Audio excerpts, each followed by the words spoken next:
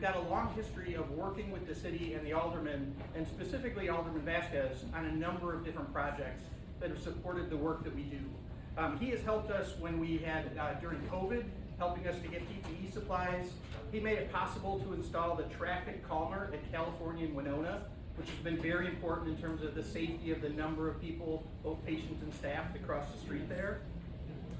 He's also provided support for a number of grants that enable us to care for victims of violence and human trafficking through the work that he's done. So he's been a wonderful partner to us here at Swedish, and I would like to welcome him up to the stage to begin the time.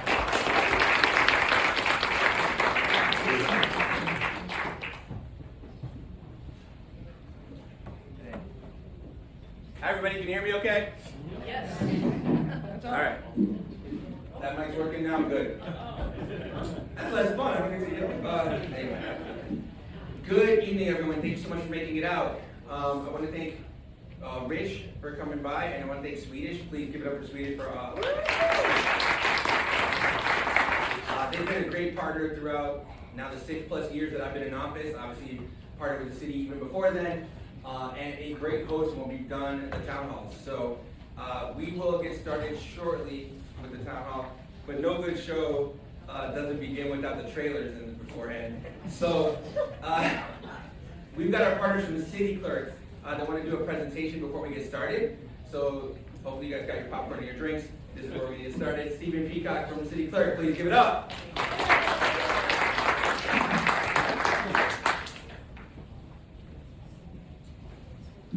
I didn't realize I needed to do a song and dance to come up here on the trailer, but thank you so much for giving me the opportunity to speak. As the Alderman said, my name is Stephen Peacock. I am the Deputy Director of Public Engagement and Intergovernmental Affairs for City Clerk Aaron Valencia's office. What I'm here to talk about is Amnesty April. What is Amnesty April? Amnesty April is where anyone that is not compliant with their city sticker and may have fines on their not having a city sticker can come in during the month of April. The fines will be waived, and you can come in compliance with your city stickers. So that is going to happen from April 1st to April 30th. And you can do this by coming into City Hall or the Yale Street location to buy it, or you can go to the Easy Buy online to get your city stickers. So again, for the month of April, anyone not compliant with your city sticker, all fees will be waived, and you can come in compliance with your city sticker. And that's really all I have, so I will keep it off the cat. Thank you so much for your time. I appreciate it.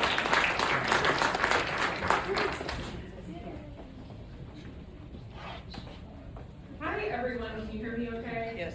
Thank you so much for joining us today. My name is Kat Sharp and I serve as Chief of Staff in the 40th Ward office. Welcome to our first town hall of the year.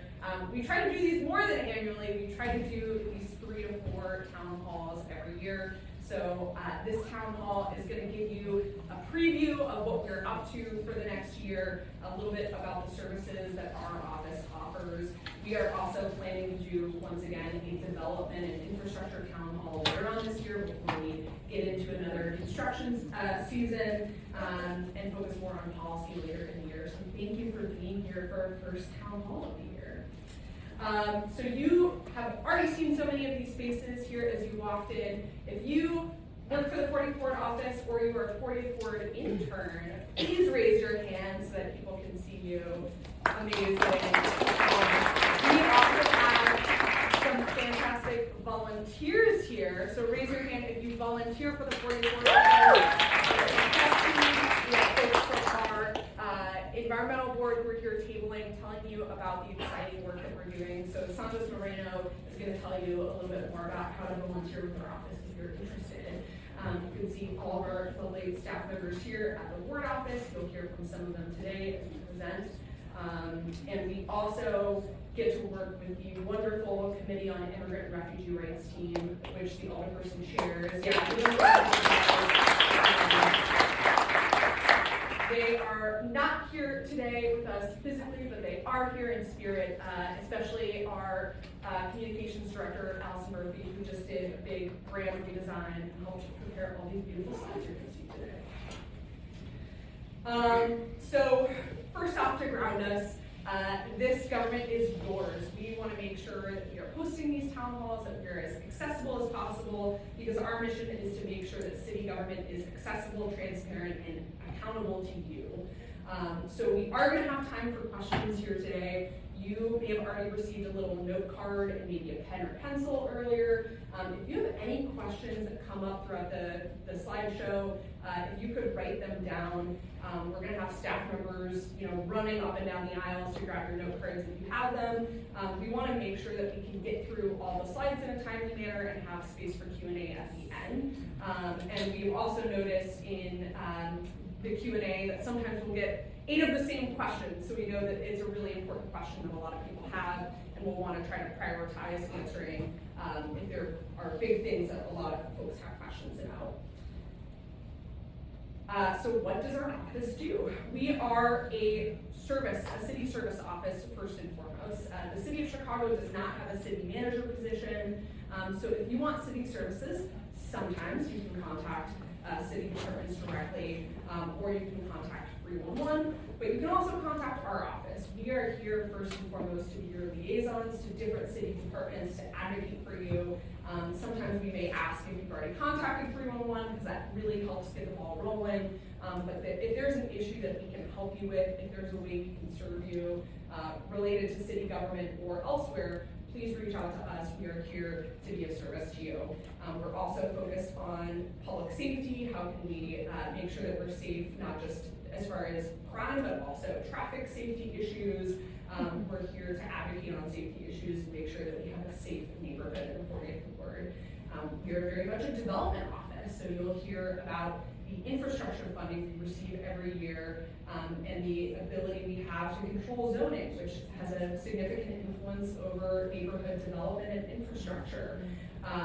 This is something not every ward office does, but we are really focused on neighborhood engagement, doing community events with you and for you to make sure that we have a vibrant fabric of a neighborhood, that we are creating opportunities for neighbors to meet each other and feel a strong identity in the 40th Ward. We are really proud to be 40th Warders, and we want to make sure you feel that pride too.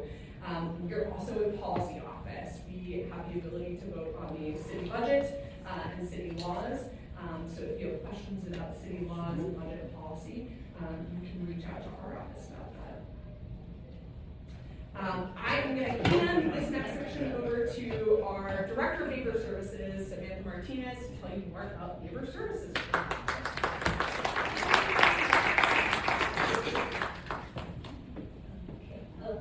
Hi everyone, I'm Sam Martinez, the Director of Neighbor Services, and I want to start off by explaining the best ways to submit service requests directly to the city and to our office.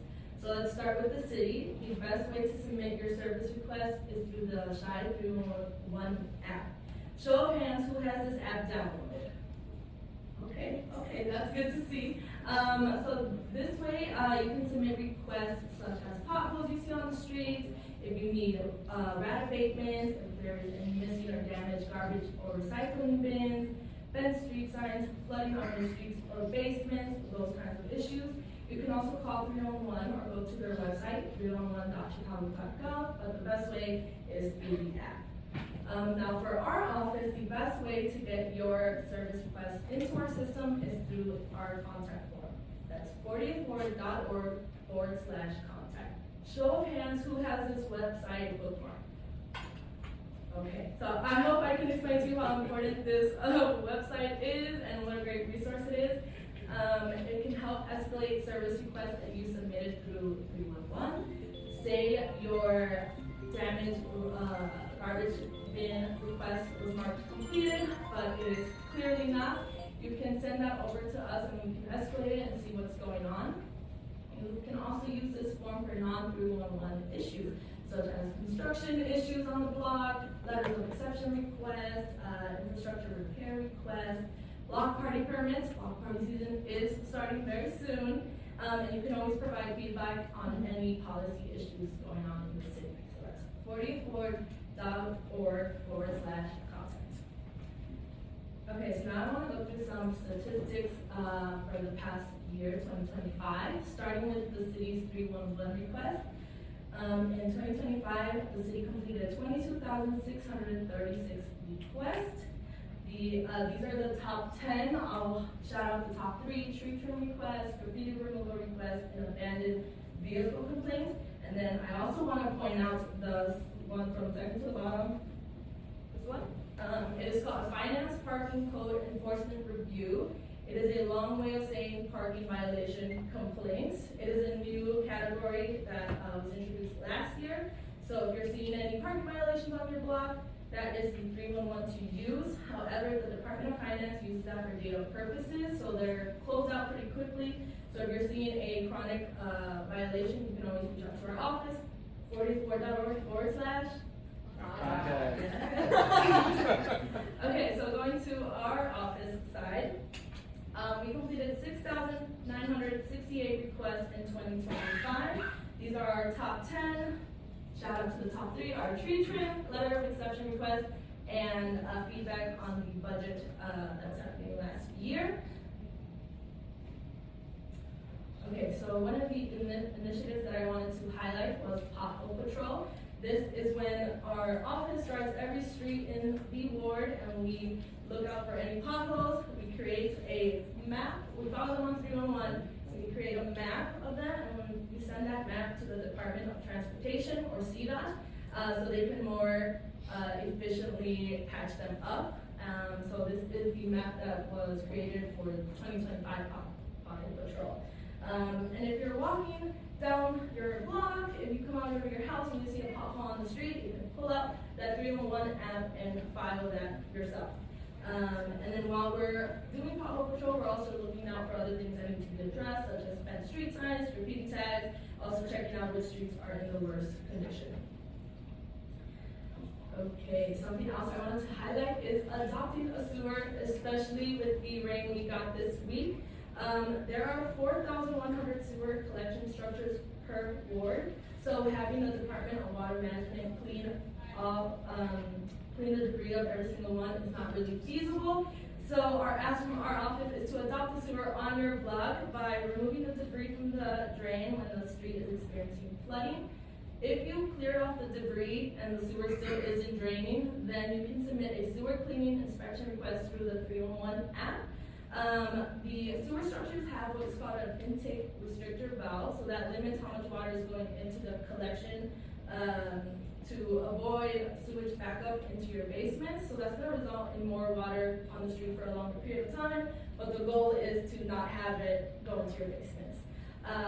So yeah, you can, however, if after 24 hours after heavy rainfall, the street is still flooded, that's when we can file a water on the street complaint through the 311 app and find out what's going on. So I also want to show you guys this awesome graphic made by our 40th ward neighbor, Craig. I don't know if he's here tonight. No? Okay. Shout out to him though, it is great and really shows how important it is to clean up the debris. Okay, another initiative that I want to highlight was curb stoning. So curb stoning is the practice of illegally selling unplated cars on the streets. In 2024, it felt like every day we were getting calls about unplated vehicles, vehicles with dealer plates just taking up parking space, valuable parking space. So in 2025, we passed legislation to combat curb stoning, and this would give CPD the ability to find and refer immediate towing to any vehicle parked on the public way that did not have a matching license plate or had a missing license plate. So since the ordinance went into effect, reports of curb stoning have decreased by 90% by this time last year. So yeah, that it really shows how you guys calling into the office, reporting everything that you see, it really informs our work on the city level. So that's all that I have for right now. So I'm going to pass it off to our Director of Public Safety and Infrastructure.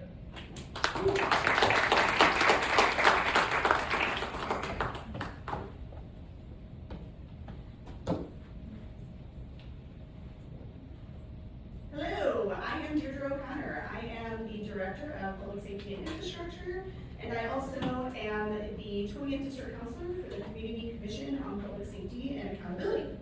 So let's jump into community safety. All right, so what does our office do when it comes to safety? So we have really great relationships with the district commanders, and we communicate regularly with 20 and 24, 17 and 19. Regular check-ins, if something happens that is brought to our attention, it's a quick phone call, an email, and we have a great relationship with those stakeholders. We also like to keep the community informed when there are public safety incidents. How many folks are signed up here for our public safety emails that go out? Amazing. So yeah, there's a threshold for those, so any kind of top tier public safety incident where there's any kind of high priority thing that we want to communicate out, you'll get an email notification. And then moving aside from that, right, it's how do we keep safety in our streets, and as many of you guys know, pedestrians, cyclists, motorists, safety is a top priority for our office, and that plays into here to this. All right, so let's talk about crime overall in the 40th Ward. Citywide, we've seen that there has been a decrease in crime citywide. So just one of the ones I want to point out here that has shown a significant decrease is the robbery victimizations. You can see that that's down 50%. So yeah, overall, I know that sometimes it doesn't feel that way, but statistically, what we're seeing is a steady decrease in crime citywide and in the ward. All right, how to get involved. So how many of you guys know which police district you guys live in? Okay. The city of Chicago, you can just do a quick Google. The police department has a way that you can look it up. But just so you guys can see from the map, if you're north of Peterson, you are likely in the 24th district. You're south of Peterson, but north of Lawrence, you're in the 20th police district. And then it gets a little, if you're west of the river, you're 17, and if you're east of the river, south of Lawrence, you're 19. So I know a lot of times our first instinct is to jump on social media and let all our neighbors know that something's happening. We want to make sure that folks are calling police when incidents are occurring. If you're seeing something, it's important to call police, to file a police report if you have a catalytic converter stolen, if there's any kind of issue that's happening. It's really important for that data to be entered into the CPD system, right? It establishes a pattern of crimes that are happening in an area. It's a good justification for allocating resources to that area. So just first and foremost, before you reach out to us, before you shoot that text message to the other person, we just ask that you call 911 and make sure that it's reported. A lot of times we'll ask CPD about an incident and they'll say, hey, no one called her off, like no one called 911, we have no reports. And so it's really good for us to have a clear form of communication with how we're reaching out to CPD. We encourage everyone to sign up for our newsletter. You can check the box if you want the public safety updates when you sign up for our newsletter. And so if it's too much, if it's, a little bit jarring or whatnot, you can just unclick that box and you don't have to get those public safety notices. But again, we have a real high threshold for what we send out. But you're always more than welcome to reach out to our office with any public safety incident that you have, and we'll go ahead and communicate with the correct district and get you that information. Shameless plug here, I told you I'm a district counselor. We're always looking for new, fresh faces at our monthly meetings. Our meetings are the second Monday. We had one this week at Swedish. Thank you again, Marcia, for allowing us to use the space. But really, your CAPS meetings and your CCPSA meetings are a great chance to communicate out your feelings about what's happening with public safety and what's happening there. Again, shameless plug, this district does cover the 20th, the 24th, the 17th, and the 19th. They, each, per our requirement, we have to have a monthly meeting. So you can find your local meetings there. You just Google CCPSA. We have an entire new website. It's really cute. It took 3 years, so we're really excited about it. So yeah, you can look that up, and if you want to grab me afterwards, I'm happy to direct you in the right direction. All right, so neighborhood development. When we talk about safety, like I said, we also talk about safety in the streets. So some of our traffic safety highlights last year, which I'm sure some of you guys are aware of. The Leland Greenway at Ainsley and our Western and Leland rather, was just completed a few months ago. The Berwyn Greenway, we are super excited for that light at Berwyn and Ashland. They hit a bit of a hiccup with some materials for the light, but I promise you it is coming. And we are super excited for that, which that then completes the Berwyn Greenway that does that connection there. And then the Granville one, which is, this is a lovely picture of the one-way conversion that happened right there at Ravenswood and Granville.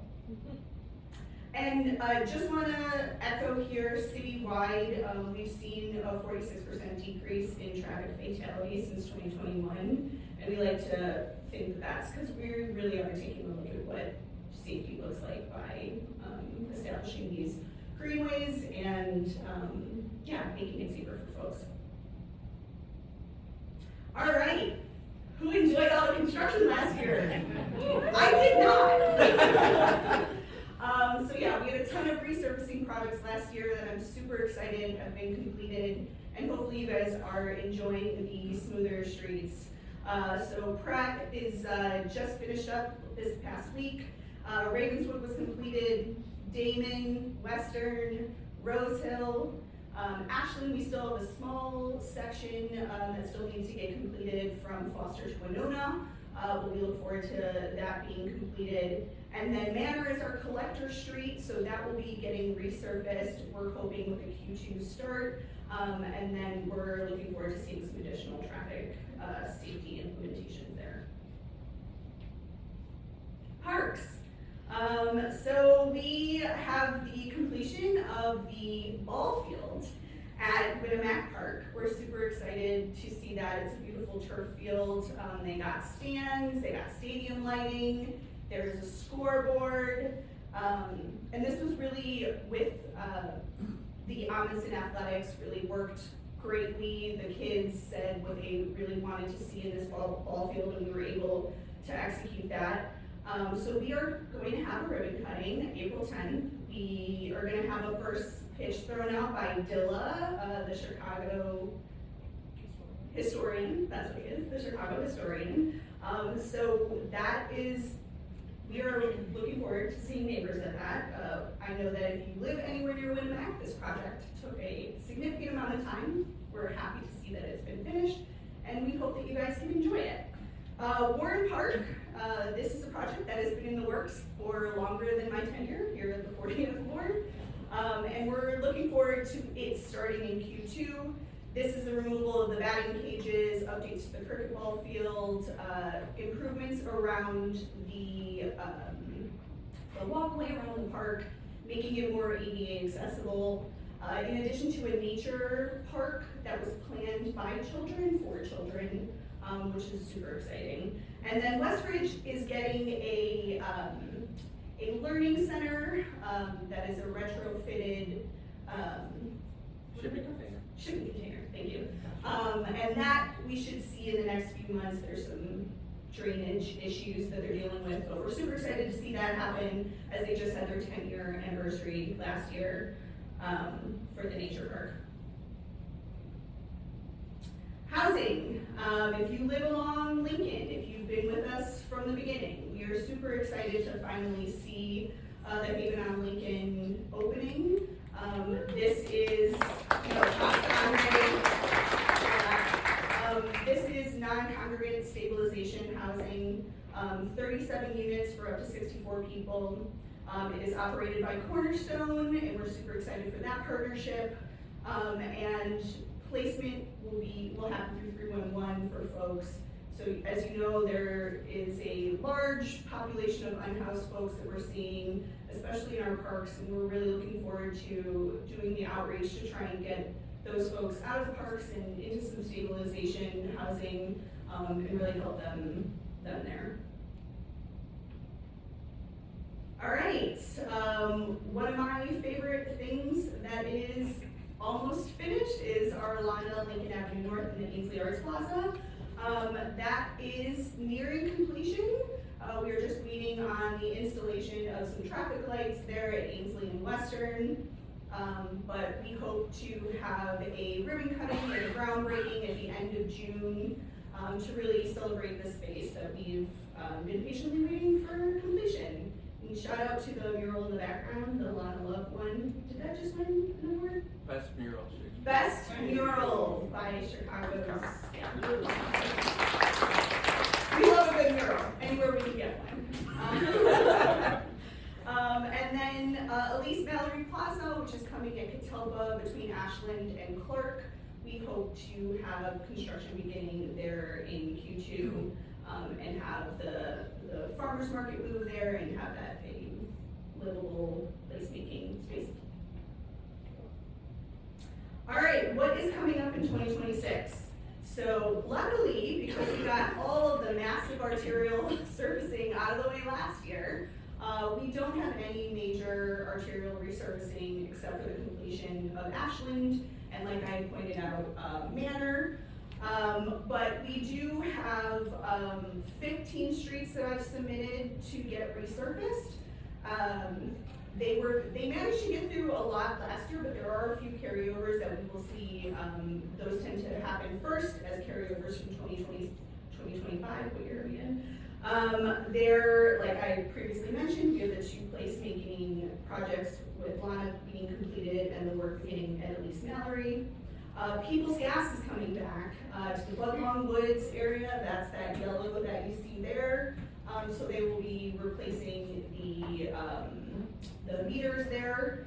And that work is supposed to start in August, and you guys will get plenty of communication about that. And if you live in that area and have any questions, please feel free to reach out to me and I can get connected. Our traffic safety project, the Berwyn Greenway, which I talked about, is going to be finished. 3 projects that will be getting, park projects that will be getting done, which is Warren, as I mentioned, West Ridge, and then we're super excited that Mather Park just got TIF approval.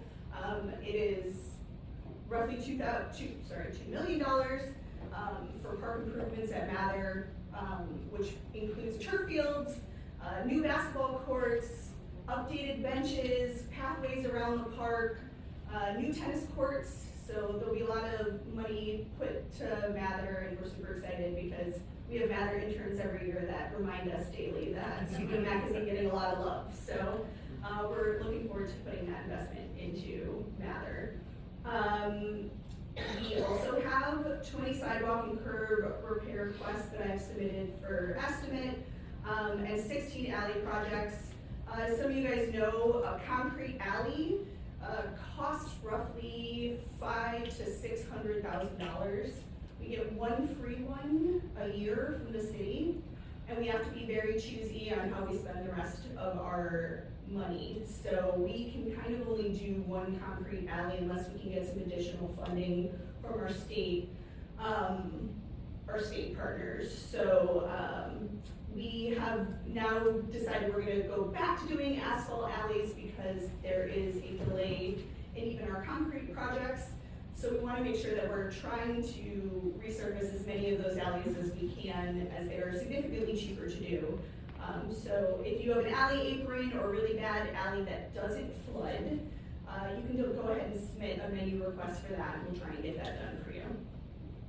So yeah, stay tuned for what's to come. And like I said, to submit a menu repair request, so this is if you are taking a walk down the street and there's a bad sidewalk, every time you're walking, it's a tripping hazard, it's by a school, it's a senior's home.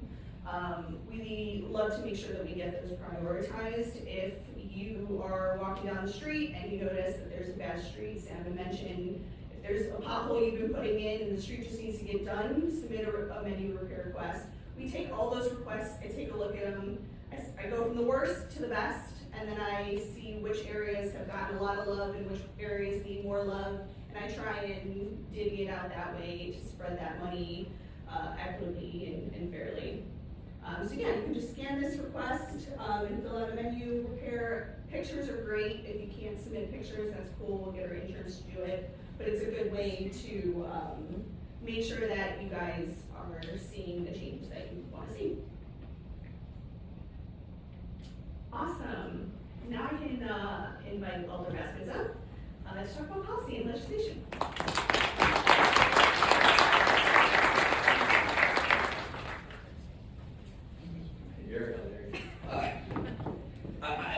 before I even get started, I want to make sure that folks really recognize the leaders that we have on our team. They've all been helping out. Want to make sure they were presenting because they do a lot of the work on the ground, so please give it up for the crew.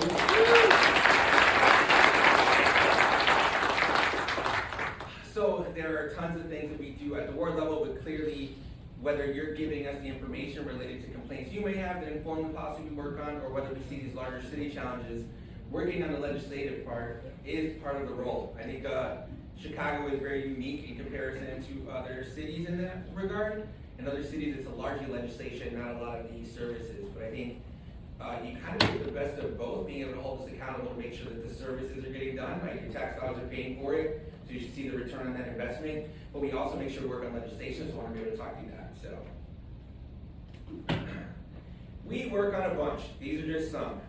We kind of have been working on how to frame all the work that we do. And so we put it in like larger buckets, right? So we talk about accountability, which you might imagine like your good government legislation, which we tend to work on.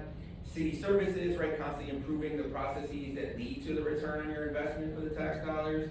Livability, or as everyone everywhere uses every 5 seconds now, affordability. Being able to live in the places, grow in those places, have a family. What are the things that make you enjoy the city, want to stay in the city, and grow the city's base out?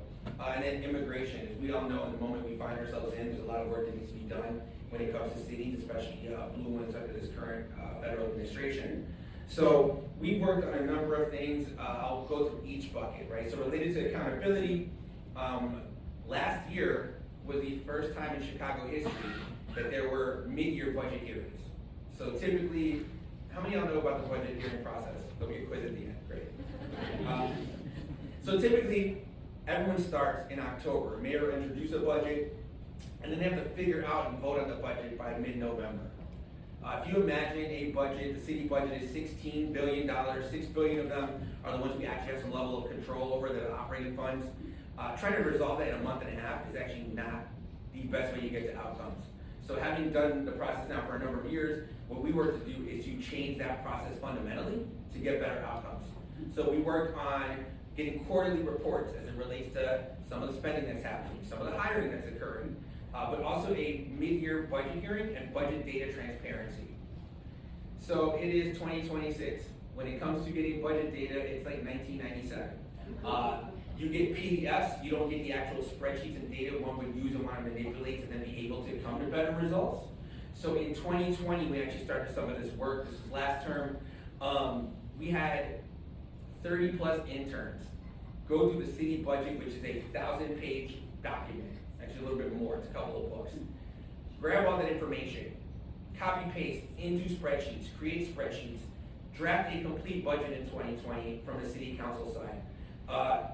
We tried to get other auditors to support. They were mind boggled because they've never understood that the city council could actually create budgets.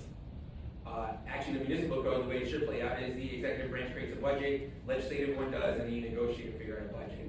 We always looked at that as being the best way that things could work. So in 2020, we drafted a budget to make sure the city council could do it.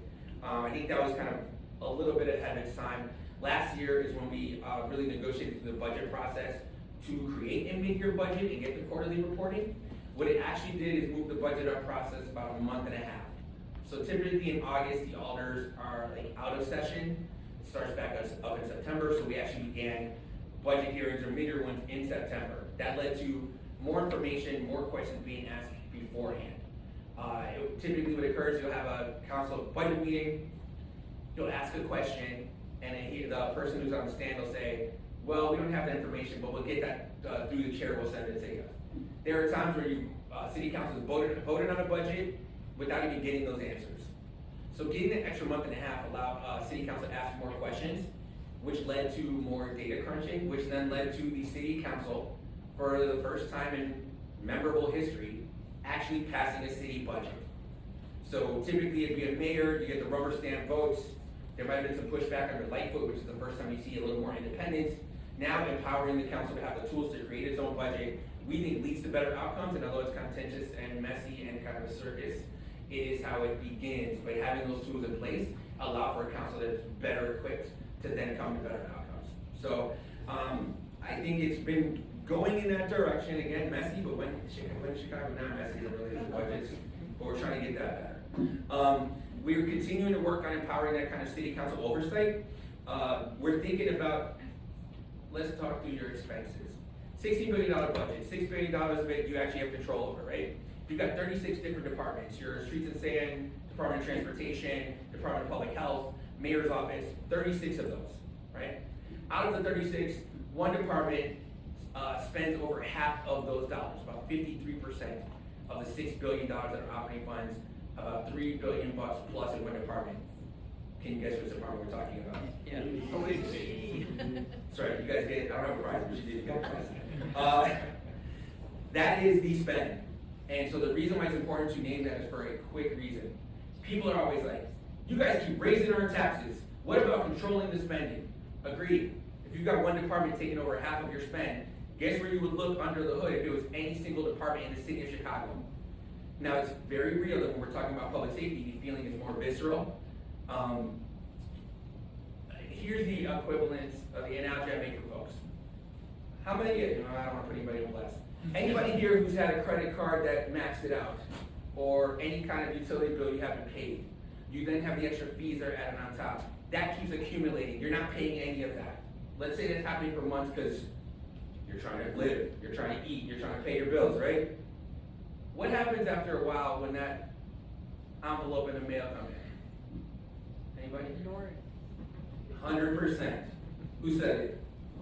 That's right, thanks guys. We did not prep that, but that's the right answer. What do? You stop looking at the envelope. You stop opening the mail. You're stressed out about even looking at it, so you're never looking at the problem enough to address it. That is what's happening in the city of Chicago. We know for years, we've gotten to the point where you're selling your parking meters, the Skyway, you've got mounting deficits, $1 billion every single year, and people would rather not look at it. So when we look at it and say, here's where the money is being spent, it is important to be able to take that seriously and look. So one, we want to thank Alderperson Martin along with the district counselors from CCPSA, because they've worked on a workforce allocation study to identify how is headcount being utilized best. How do you manage a resource to make sure it's the best use of your dollar? We think we need to take it further and audit the department to identify how are they using technology? How are they tracking overtime? What are the things that need to happen to make that tighter, right?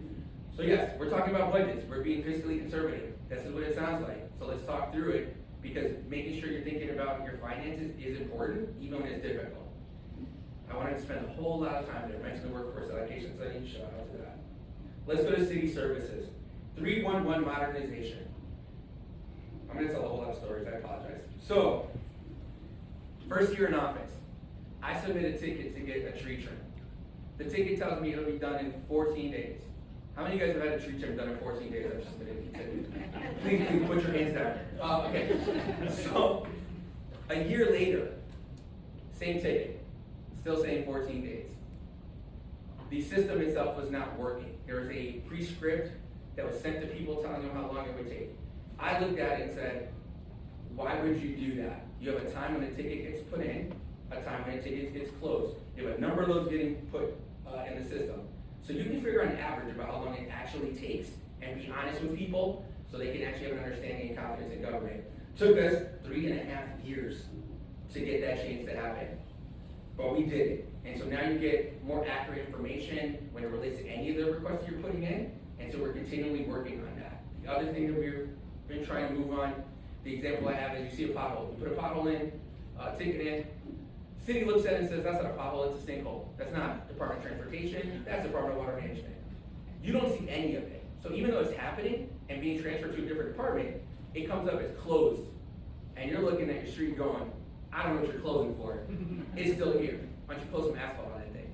So just so you all understand, that is how the process works, and we're continually trying to make sure that we improve it. If you're being direct and you level with people, they have a better understanding of expectation. If I told you 45 days, you're doing fine until day 46. So we might as well make sure we set proper expectations. So we are continuing to work on that. Curb stoning, as you saw, we actually did work on that so that those vehicles get towed immediately.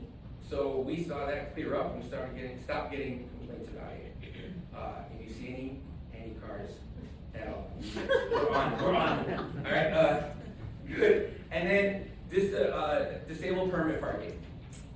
So the way the city works, you submit a request for disability parking. They say denied.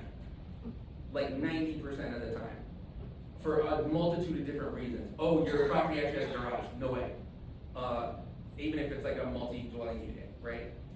So what we did is we worked to eliminate some of those reasons they were denying it, to make sure more people could just go forward, because it takes about a year to 2 years. But you also give them $75 to do that. Huh? You also give them money with your application. We do give, I didn't even know we give money, we give money, give money back. Well, No, you don't. Chase it. You take it. it back. Huh? There's an application fee. There is the application fee. All I know is everything we've experienced since taking office is folks who need their parking because they're disabled way sooner than they paid and without the headache. That service just isn't anywhere near optimal, right? So the more that we're able to make those improvements, the better. It's sometimes excruciating to kind of make those, but we're gonna continue. So you keep letting us know where you're seeing those pain points and we can keep working on it. So now I'm gonna go to livability. ADUs are additional dwelling units. These are your coach houses, your extra units in the back, basements, which are largely have been illegal in the city of Chicago. So a lot of what was looking to move forward was to actually legalize all these extra units. It's a way to create what's called soft density, right? If you want more affordability, you can try to legislate it and get like 20% of every time there's a new development.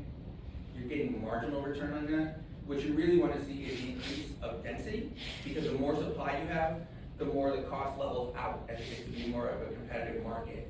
And sometimes the biggest impediment to getting that built is neighbors. They're like, hey, I would love to get more density and make it affordable, but not on my block.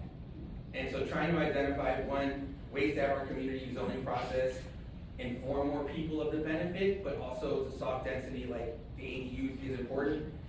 This took years to try to pass citywide, and it got to the point where they had to make accommodations for alders who didn't want it at all to try to get it done. So I would say it is done by right in most of the city. We were part of a pilot, so we were all the way from the beginning, had it going. We're continuing to work on expansion. CTA and CPS accountability. Do you guys remember Ghost Buses? Not Ghostbusters, I guess you know. So buses were coming late after COVID. We had a CTA president that wasn't working on increasing the reliability, wasn't a customer service minded person. When we tried to have him come speak before city council, he wouldn't show up. So I wrote legislation to require CTA to come once a quarter to report and give us results. So prior to being elected, I used to work in corporate enough that it's like, hey, quarterly progress reports make perfect sense. Establishing baselines so you can track improvement. You don't have to be perfect, you just have to keep getting better. You're getting paid by people. This guy was getting paid close to $300,000 a year for the bus that wasn't even working. Guy wasn't even riding the bus or the trains. That's why I wasn't showing up. That's right. And if he did show up, I would have been late. So, but again, we had the meeting, made sure he would keep coming. About, I'd say 5-6 meetings in, he resigned. So now we have an interim, and ever since then, it's been improving a little bit better. We're going to continue to do that. Other things we're working on currently is related to safety. So trains have panic buttons in case there's an incident, right? I mean, we've seen stories of how bad things can get. If there was an incident on a train car, how many of y'all would get up to go press the panic button? Please put a hand up. That's about the percentage I imagine would happen. Because there is clearly a level of concern that would not allow you to go press a button and protect for yourself in harm's way, right? Since we know that that system leads to like the emergency management communication system, trying to get that on your 311 app would be better, because it would allow you to do it in a way that's more inconspicuous when a situation occurs. Again, it might take some time, as I explained, when we do anything to improve, but it makes sense to do it. So we're talking to CTA about working on that. We also, corollary, also did the same thing for CPS. So now we're requiring CPS to be quarterly hearings to city council as well. There is a financial entanglement, which sounds a little bit shadier than it is, right? It's us taking funds from the city to pay for some of the stuff in CPS. TIFs are used for that. You guys might have seen some of the stories during the budget. It is how one tries to fund it, because the same challenges we see because of it's not because of the pensions. It's because somebody didn't pay into the pensions or pay or get raised revenue to pay for services. They borrowed money.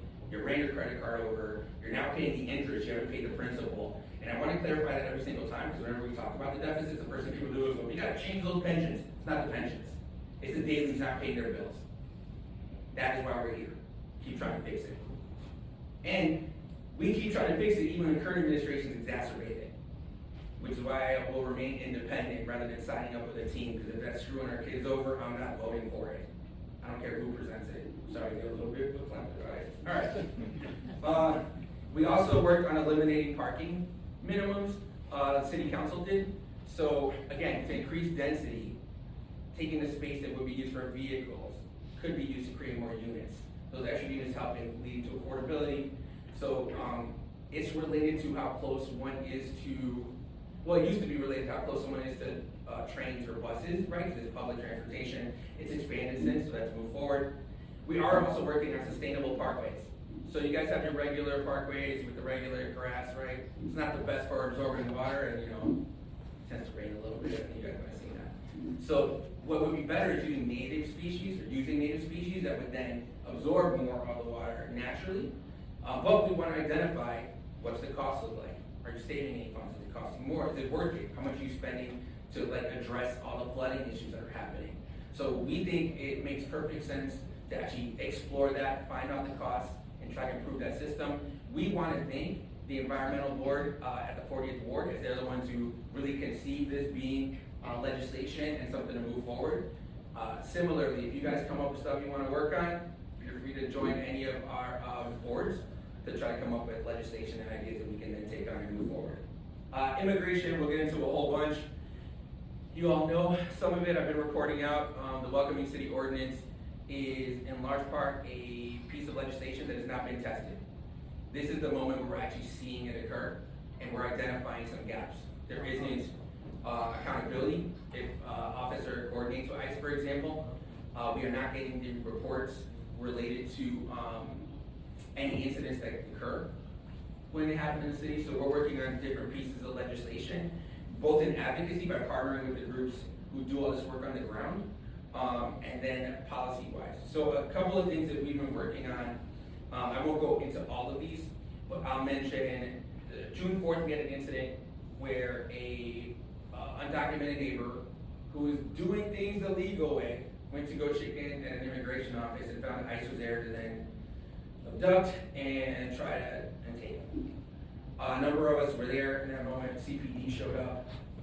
They were there to control the crowd. We then had to require footage and data related to that interaction. Because we put enough pressure on as a committee, we got that information. We then looked at body cam footage, and here's what it showed. It showed a commanding officer talk to a federal agent and recommend where they should park a car to make it easier to transport somebody. The exact advice was, you should park in the private lot, that way no one can do anything. If you park publicly, it makes it harder. That's what CPD did. I would call that coordination. Again, because none of this has been pressed, it's not anything that's happened before. We're building the planes we're flying, which is a horrible analogy when people use off when they're still building stuff. So that is one thing. Again, there isn't any accountability for any officers who are violating it. There isn't any guidelines on what violating it looks like. We also want to look to see if the Office of Emergency Management Communications, which is they manage 311, 911, everything else, if they would, for example, use their text messaging platform to let people know when there's ICE incidents. And we're looking to see if we could identify things like that.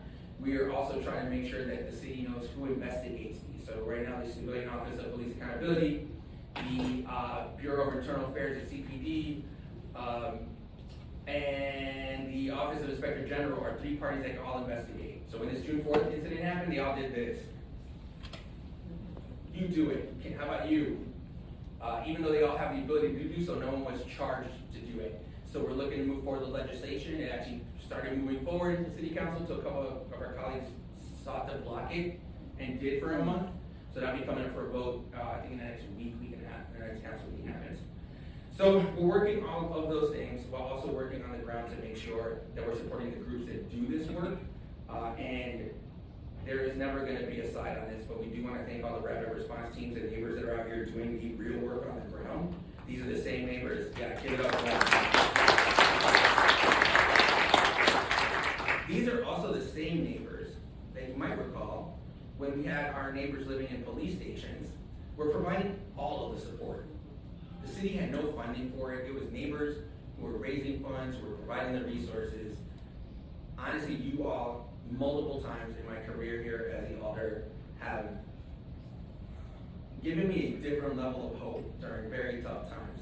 During COVID, I didn't know what was gonna happen. The neighbors started sewing masks and delivering groceries for people and like stepping up in ways that like you want to believe is gonna happen, you have doubts it's gonna happen, and you see it in real time, it brings tears to eyes. You guys did that during COVID, you did it again during migration, you're doing it now in the moment. And so I wanna thank all of you all. I'm never gonna point you all individually, because Lord knows in these moments, we just need you doing the work. So thank you for that.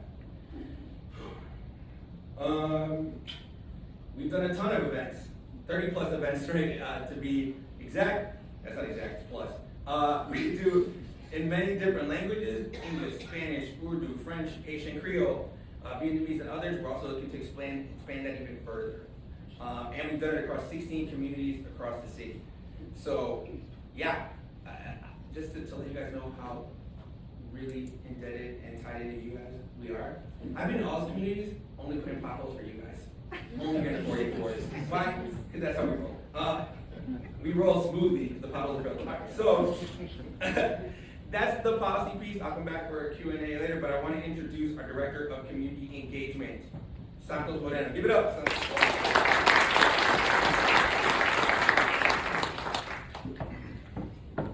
How y'all doing today? Can y'all hear me all right?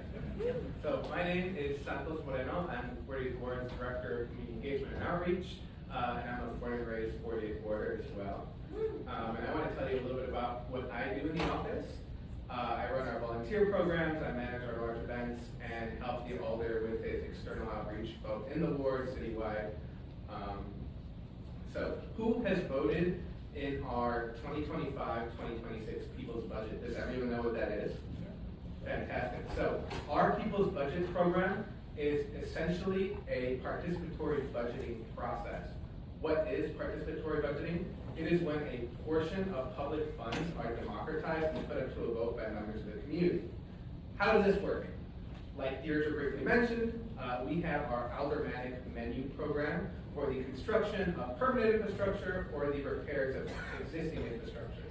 We put that up to a vote every single year. Each ward office has $1.5 million in Aldermanic Menu funds eligible for spending. We save $500,000 of those dollars for a rainy day, and we let the 40th Ward decide on how we should allocate the funds. We break it up in letting neighbors decide which projects of new permanent infrastructure they have to fund, and how much of the menu funds altogether, percentage-wise, we'd like to allocate toward repairs of existing structures. How does the process work?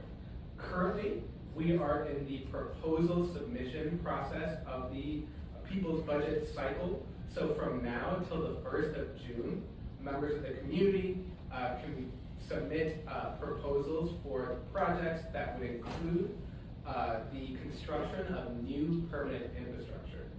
After the 1st of June, we put together what's called the People's Budget Committee. We have various volunteer-led boards and groups in the 40th Ward. So the People's Budget Committee is a group of volunteers and neighbors in the ward that help sift through our submissions and create a final ballot. We like to rank our projects based on feasibility, equity, sustainability, impact on the community, and creativity. After August, when we, as a committee, sift through all the submissions, we put it up to a vote. So, like I had mentioned before, 40th Ward residents vote on which percentages of those menu funds should go to repairs and what percentages should go toward the construction of permanent infrastructure. After the results are finalized at the conclusion of the voting period, we announce which projects had won, and we begin to liaison with whichever city departments would oversee the construction of these structures. What did the process look like this year? So this year, we had 2,219 ballots cast in the People's Budget. Pretty fantastic. It is the largest number of votes that the 48th Ward office has had to date. And don't put me on the record here, but I also believe it is the highest amount of voter participation across the city that we've seen in any participatory budgeting process. And thank you. This is really important to our team because these are your tax dollars being put to use, and we want to make sure that we make a very active effort to engage with you all so that you all can let us know how we should be spending your tax funds. As part of the 2025-2026 process, it was determined that roughly 60.14% or $601,400 should go toward repairs of existing infrastructure, whereas 39.86% or $398,600 should go toward the construction of new projects. This year, we're really excited to announce that the construction of accessible playground equipment at Chappelle Elementary School had been the highest voted project. Why is this important? Chappelle Elementary School has what's called, and I think it's the only program of its kind in the city, what's called a inclusive cluster program, which is it's a program within the school that focuses on the needs of students with more acute developmental or physical disabilities. So it's going to be fantastic to see these students be able to use the playground equipment just like their peers are, and we have already begun the process of interacting with the CPS capital development team to make sure construction kicks off soon, and we'll have updates on that as well. So that project is going to cost roughly $170,000 to $180,000. Second place came the construction of rapid rectangular flashing beacons on the corner of Lawrence and Washtenaw. Does anyone know what a rapid rectangular flashing beacon is? It's essentially like a flashing light that goes along a pedestrian crossing that makes it makes pedestrians more visible, and it makes it easier for folks to get to and from their destination in an intersection like Lawrence and Washtenaw that's heavily trafficked. A lot of folks going to the park, a lot of folks visiting the Friendship Center. It's going to be a really great development to see. And similarly, the third place project was the construction of a rapid rectangular flashing beacon at the intersection of Peterson and Maplewood. Both of these are going to cost roughly $90,000. And with our fourth place project, we had the installation of a viaduct mural underneath the Foster Avenue Viaduct at River Park. This is going to not only beautify the space, but hopefully also deter from graffiti going on at that viaduct that happens quite frequently. Join our neighbor network. So like I briefly mentioned, I am in charge of all of our volunteer programs in the 40th Ward. We have a lot of opportunities for folks to get involved. Mainly, I'd like to first discuss our Shovel Squad. Is anyone familiar with our Shovel Squad or a part of our Shovel Squad here? Oh, thank you so much. So our Shovel Squad is a volunteer program where neighbors in the 40th Ward volunteer to shovel for their neighbors in need. That might be folks who are elderly, folks who are disabled who otherwise wouldn't be able to shovel for themselves. They get partnered with a single neighbor throughout the duration of the winter. And I also think a great component of that is the socialization aspect, where we've seen folks form relationships with neighbors that they otherwise wouldn't be able to form. So we're really proud of that in the 40th Ward. And we're also proud that every single neighbor that has reached out to our office with shoveling needs has been taken care of and is covered by our volunteers. So shout out to our volunteers in the 40th Ward. We also have our front desk call crew. This is folks managing our phone and constituent service intake process. This past week, we actually had our first volunteer front desk training of the year, in which 19 neighbors showed up and signed up for future shifts to help us out at the front desk. We've also got members of our environmental board tabling here as well. They meet monthly, and our Safe Streets board, where folks are working to make our streets safer and more accessible. And additionally, I also mentioned our People's Budget Committee, and I think it's so important to have a community in which folks are so engaged, because it really takes all of us. I'm really proud of the legacy of the 40th Ward when it comes to stepping up for our neighbors and making sure that we're as active as we can at engaging with the community. Community events coming up. We have our weekly ward nights. Has anyone been to a ward night before? So a ward night would be comparable to if folks would study office hours in which folks get to spend 15 minutes with Alder Vasquez to discuss any issues that they might be having with certain city agencies, or discuss anything that they'd like to see taken care of by the city of Chicago. We've also got our quarterly town hall, so this will be our first town hall of the year. We'll have a few to follow. We have our biannual shred events, in which folks can dispose of older, outdated documents, and we also use those shred events to collect food and other essential products like clothing, maternity products for folks in need. We partner with local nonprofits like the Friendship Center, Share Our Spare, and also do collection of unused or expired medication with the Cook County Sheriff's Department as well. We have a shred event coming up that I'll tell you about in a little moment. And we also have our outdoor office program, in which folks from our neighbor services team, that would be Sam and Yasmin, essentially establish a mobile office outdoors where folks can come discuss any issues that they might be having with the city or intake any constituent service requests. And we really like to make a very active effort to meet folks where we're at, or where they're at. Upcoming events, please mark your calendars for these. So our next board night is going to take place on Monday, the 16th of March, and then the next one will be on Monday, the 23rd of March. For any folks who want to get involved and help their neighbors in need, we are partnering with a local nonprofit that's based in the 48th Ward, I believe, called Nourishing Hope. They're down on Ravenswood. So on the 28th of March from 10 a.m. to noon, folks can visit Nourishing Hope and take part in their grocery delivery program to help deliver groceries for their neighbors in need. We have the ribbon cutting for the Wimac Park Ball Field, and that celebration is going to take place on the 10th of April at 3:30 p.m.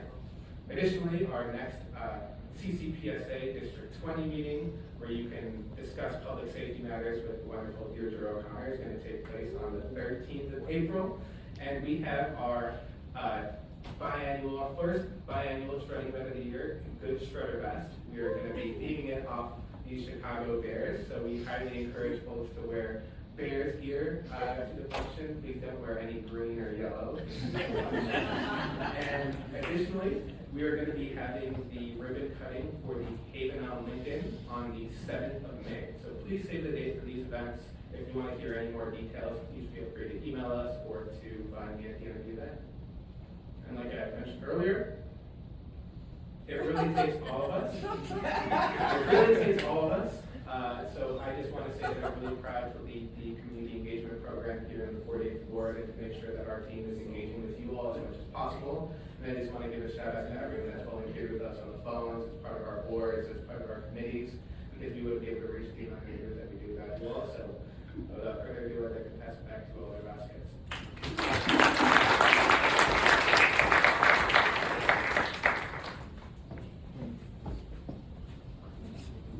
Well, yes, I am tempted to pose in front of that picture. I got to it. I know we mentioned all the different events. I'm gonna go back on the slide in case folks just want to grab a phone and take a picture of that slide, so you guys have the dates and times for the events coming up. It might help you guys mark the calendar, so I'll leave it there for a little bit. Fair? All right, I'm done. Okay.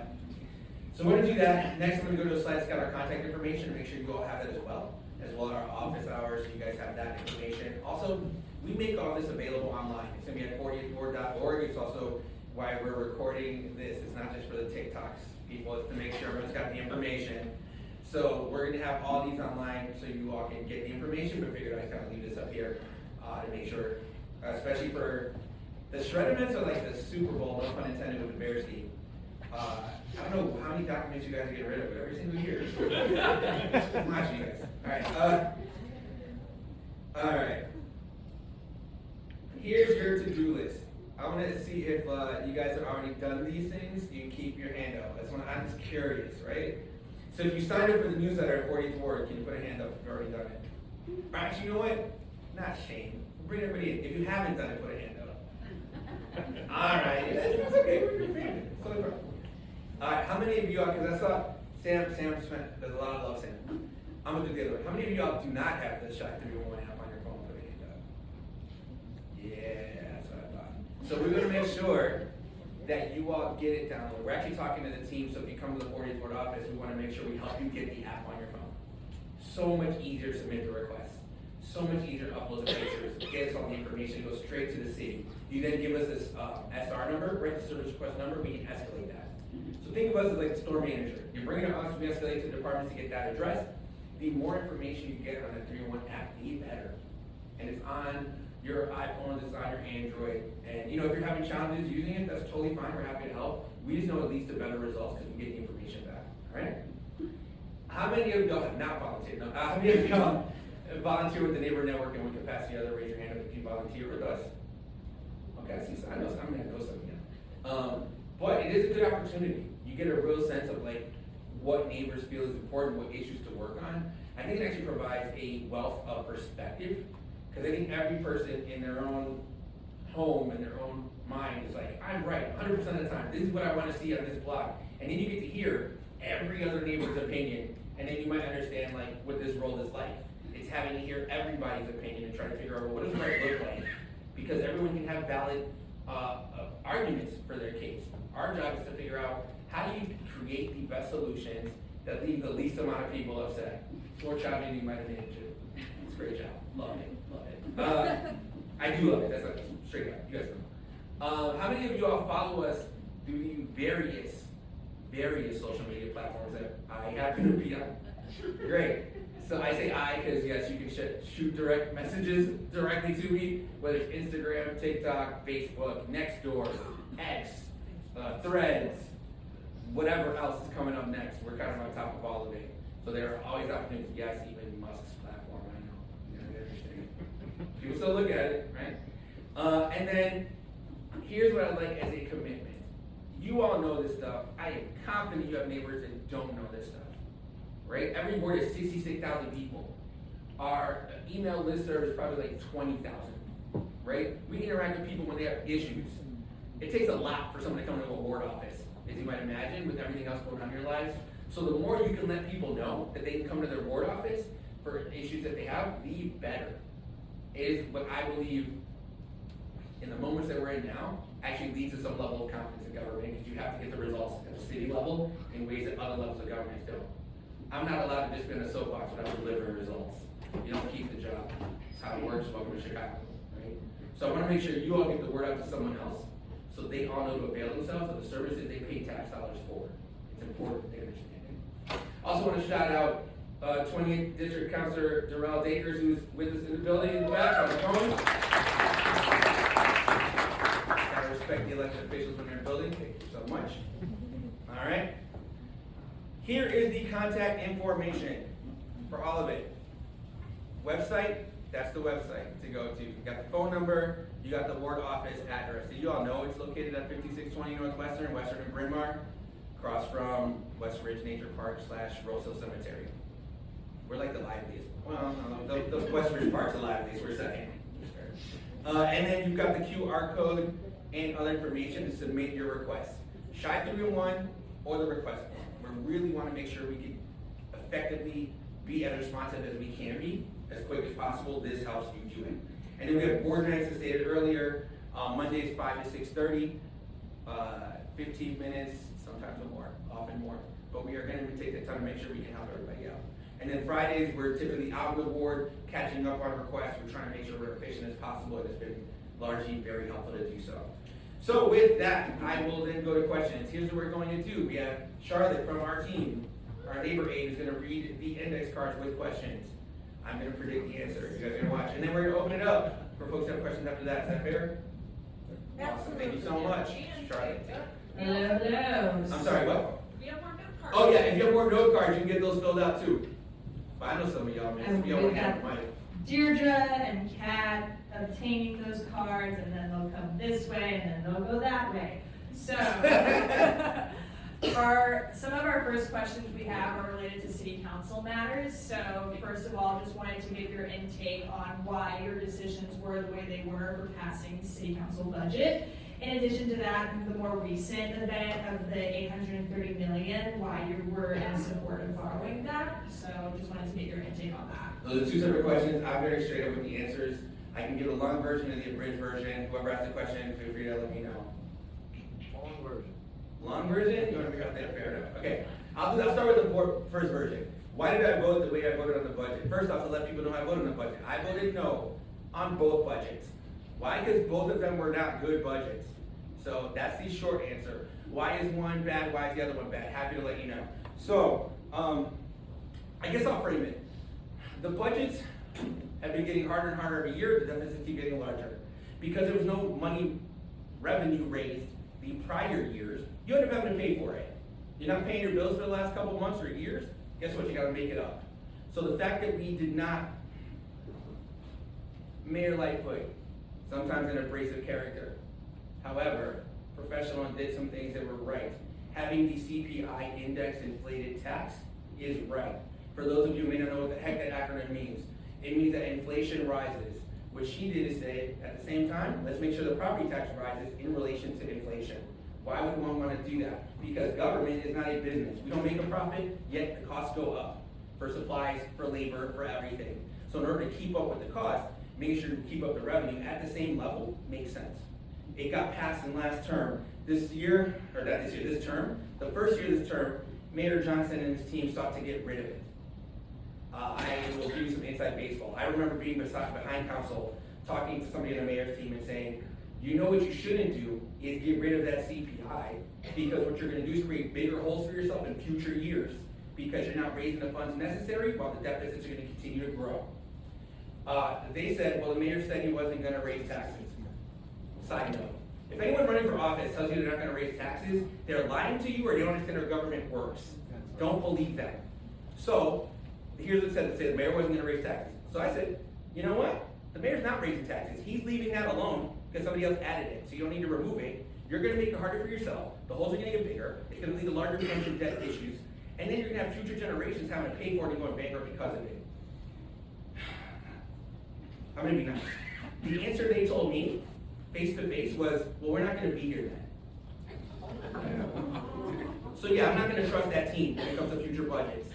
So they got rid of that. Second budget was the one where they started off with a $300 million property tax without talking to any member of council. So we looked at it and said, guess what? No. But that doesn't mean there shouldn't have been any level of revenue. So when you do 2 years, now you do 0, guess what? You gotta make it up. So that's why this last year we had that same deficit. Now, as an example, Did you say they got rid of the CPI? they did get rid of the CPI, even though we told them not to. It's okay, you're gonna pay for it later, don't worry about it. But that's the whole point, you're gonna pay for it no matter what. That's the truth. So either you pay for it in small predictable amounts that are year over year better, or you don't, and you get what happened under Rahm Emanuel. Y'all might remember all the cuts the first time he got in office. He cut departments, he got rid of the Department of Environment, and he did it just for what? So that 3 years later, he can raise it by $538 million. That is what happens when you don't pay your bills on time. You still gotta make it up. So yeah, CPI keeping it, that's why I said it should, they didn't raise revenue next after. Third year, one that just came up, they couldn't figure out anything. So what did they do? In my view, a marketing job. Hey, it's about the billionaires and corporations, and if you're not voting for this budget, you must be in the pocket of the billionaires. They're like, please vote for the corporate head tax. Again, the budget is a $6 billion budget.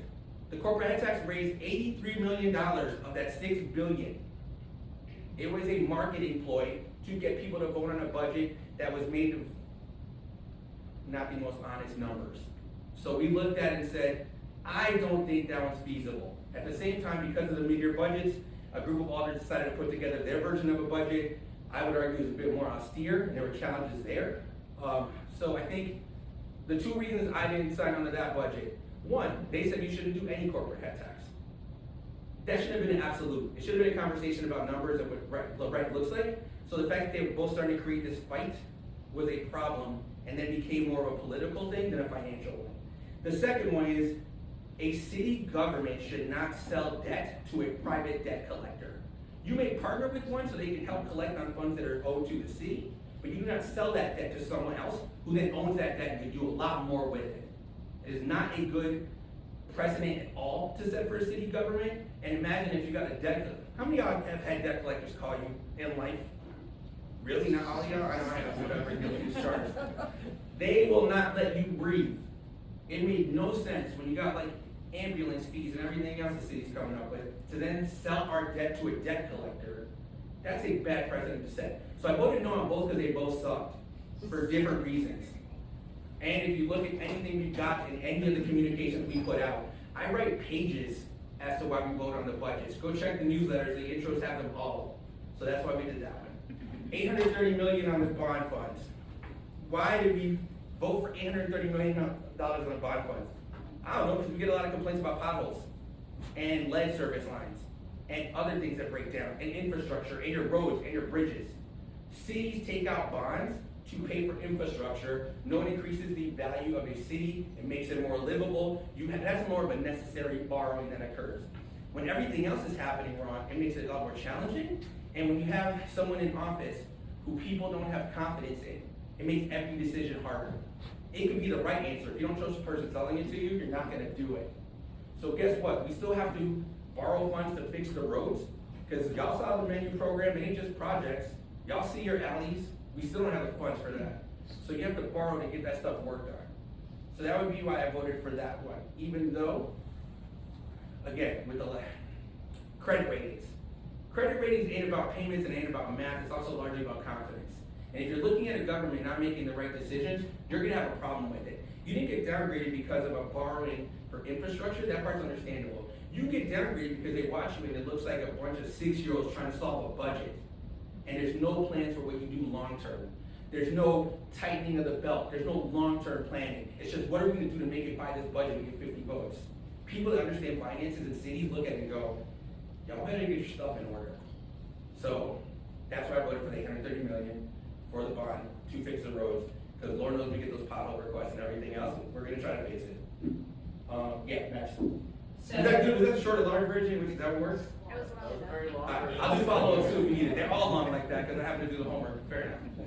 So this is in regards to semi-CIR related. Does the board have any updated guidance on ICE, DHS, CPP best practices should their presence increase again? Yeah, I'll try to get people in trouble out here. So, the advice that I could give you, if you see any incidents, you call 855-425-7693, I believe is the number, it's been a while, for ICER hotline. Is that right? Hey, look it up for the quiz, it's been a minute. Should have said this in there. 855-435-7693. Who all does not have that number saved on their phone? Hand up. Please do me a favor, get your phone out, I wanna make sure you have this number. It is the Illinois Coalition of Immigrant and Refugee Rights. It is who you call for these incidents. They have a whole bunch of network and neighbors that are helping out and services and lawyers they can reach out to. It is the number you all wanna remember. I'm explaining a lot of that to give you guys enough time to get your phones out. You guys got your phones out? Ready? 8, 5. No, wait, of course. At your service, is what we do, you're the boss. Got it. Everybody okay now? Yes. 855-435-7693. It's good cognitive ability to remember that. My team knows the inside joke there. Anyway, 855-435-7693. If you want to save it however you want to remember it, it can be ICER or it can be ICE. You see ICE, put the number up, make the call, let them know, record what you can. Keep your safe distance, as we know in South Minneapolis, this stuff is definitely beyond risky, it's even deadly at certain points. And so I'm not gonna give recommendations on what you should all do in the moment. There's plenty of people who volunteer and do rapid response groups, but at minimum, calling that number to let folks know there's been an incident, calling our office to let us know there's been an incident is the best advice I can give you. Other than that, I'm not willing to share. We like to keep a healthy distance between the folks doing the work and government, so when people start pointing us, we don't know who does nothing. I know it's a double negative, but Chicago. Next question. When will the Rockwell Contraflow bike lanes get repainted? Spring. But and that was one is the weird answer. We know how long it took, so I understand why the question's there. We constantly follow up with the department about getting it done. The answers we get are not the most appreciated, I guess would be the nice way to put it, but it's on the spring, we'll stay on. Are there any plans to fix the bridge across Argyle? Fix the bridge across Argyle. The one that's. Sorry.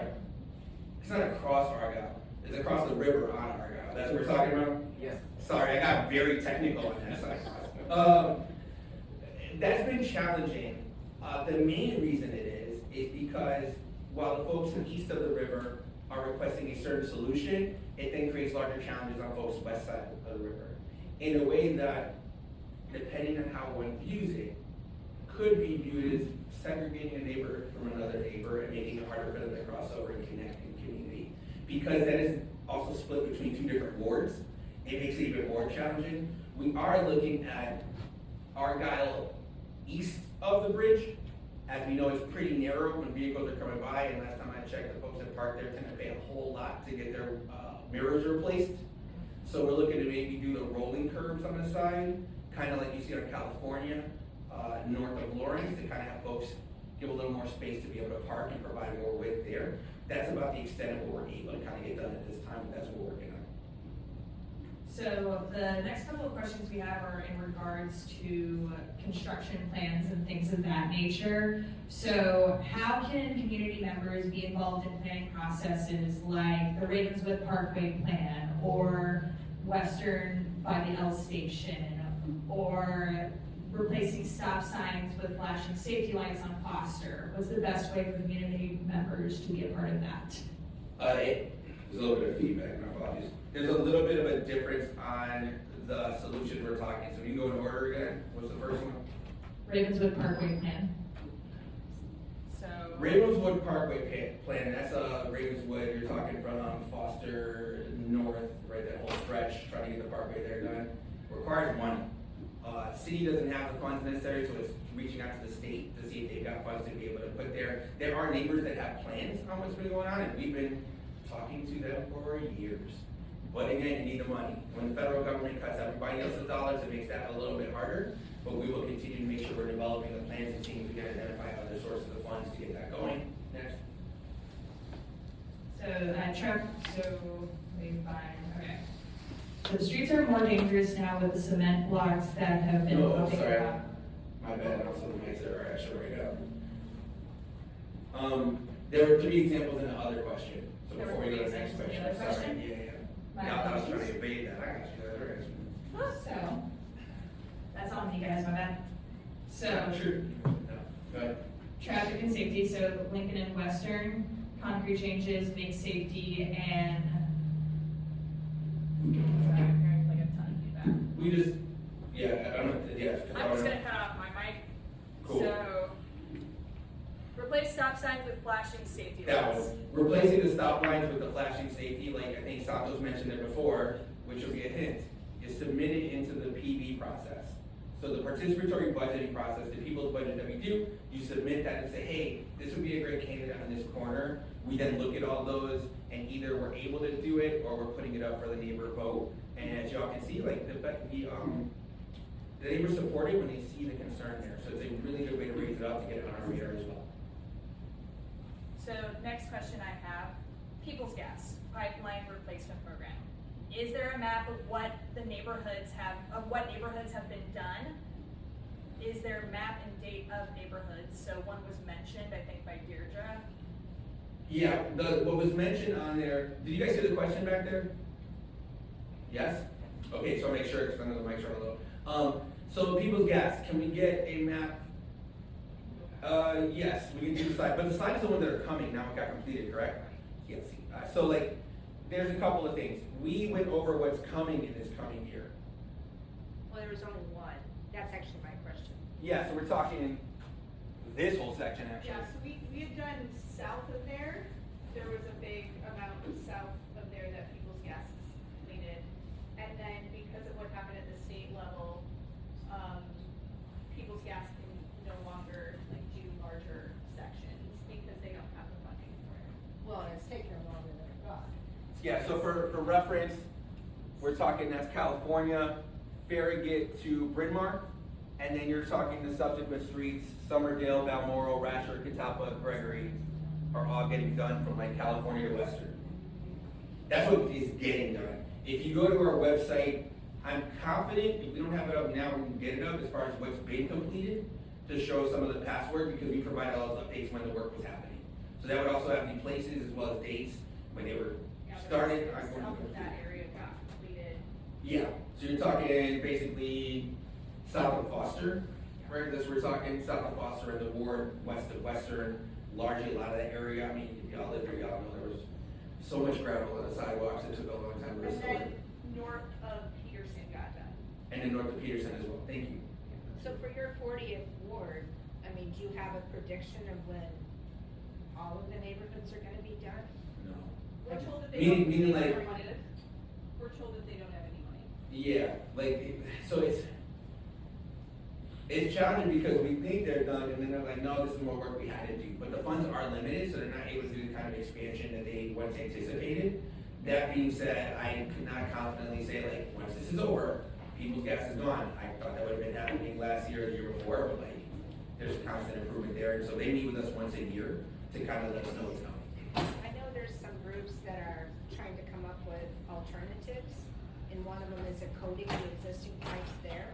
Yeah, they currently do that. So actually, that was part of the work we did. It's called, sorry, for the background, what was mentioned was, it's called Cured in Place Piping, CIPP. My first year in office, I got to watch a whole block of trees get cut down on a 5,800 block of Hermitage, if I remember correctly. It looked like they were tearing, it looked like they had like the beginning of Fern Gully, they were just tearing trees on ridiculous. We found out that the reason they did that is because they needed to do work in the sewer lines and they needed to dig in there. So in our first year, we forced Mayor Lightfoot to start a pilot of cured in place piping. What that is an epoxy that is then shot through the pipe to kind of keep its integrity rather than having to replace it. So that happens, but it only occurs in sewer Yeah, I going was gonna out. say, yeah, we're talking people. Yeah, so People's Gas, we're still getting updates. They're doing some of it, we don't have as much detail on it. But when the city does it, we have that background. So we can follow up and see if we can get more detail from People's Gas. What is, I just wanna make sure we get together questions to go, we can come back. well, I can talk to you side by side. Sure. So, sort of in relation to that, there's an owner here that has like, now as an owner, I pay average $54 a month for those under a certain income. But is this extra money, which is 35% of my monthly bill, measured, user accountable to get independent, et cetera? Like, they don't really mind if the money is going to be used wisely and honestly. They also recently saw that ComEd is starting the same thing. What's up with this? Got it. So, okay, that took a little, there's a whole lot of detail in that question. Who asked that question?